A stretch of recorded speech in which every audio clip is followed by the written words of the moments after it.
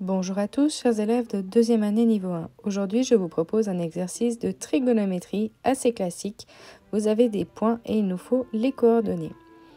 Commençons par faire tout ce qui est évident. Et après, on se concentrera sur ce qui est moins évident. Comme ça, on peut, en épreuve, grappiller des points. Le point A a une coordonnée égale à 1. Le point B aussi, mais ce n'est pas la même. Le point C, on lit sa coordonnée une demi. Le point D, on retrouve un 1 encore, point E, une demi, et le point F, il a aussi une coordonnée égale à 1 pour la verticale. Maintenant, quels sont les angles qui sont ici? Ici, on voit qu'on a un angle qui est précisé de pi sur 3.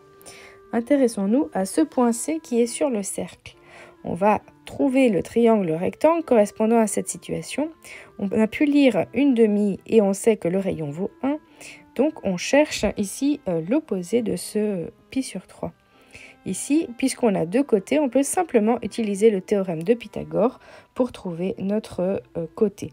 Et comme on est du côté positif, eh bien, pas besoin de mettre plus ou moins la racine. Ici, on a bien uniquement le côté positif. Donc, on a trouvé racine de 3 sur 2.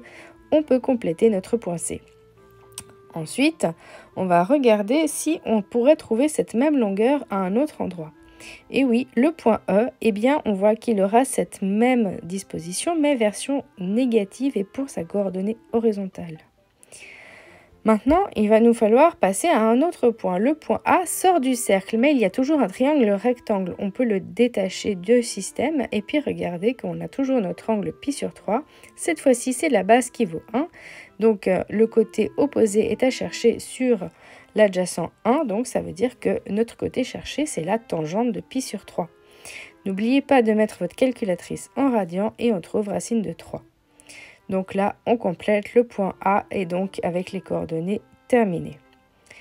On va trouver le point D. Le point D, qu'est-ce qu'il y a? Eh bien, on voit qu'on a aussi un triangle et qu'on connaît l'angle puisque si on complète l'angle droit, pi sur 3 plus pi sur 6, ça nous fait donc pi sur 2.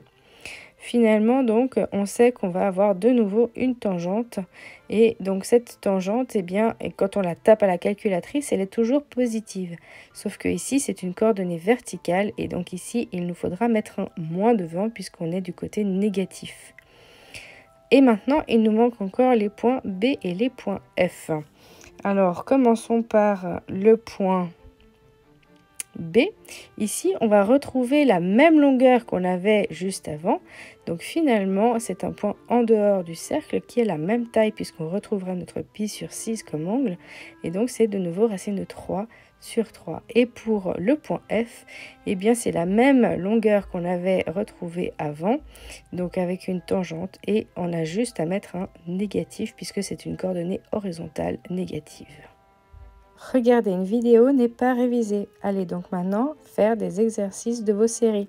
Belle révision à tous!